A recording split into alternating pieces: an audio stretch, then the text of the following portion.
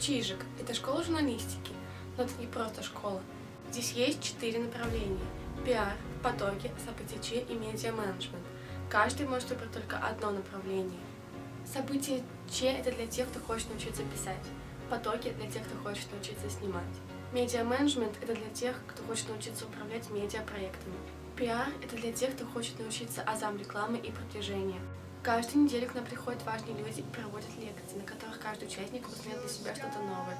После каждой лекции организаторы проекта дают нам домашнее задание, которое мы должны будем выполнить к следующему занятию. Те, кто не сделал домашнее задание, к сожалению, выбываются. Также каждый участник ведет свой дневник инфопотока на своей личной странице ВКонтакте. Благодаря этому можно побольше знать о каждом участнике Чижика и о том, как проходит занятие. Благодаря Чижику я узнала о многих проектах, которые проходят у нас в городе.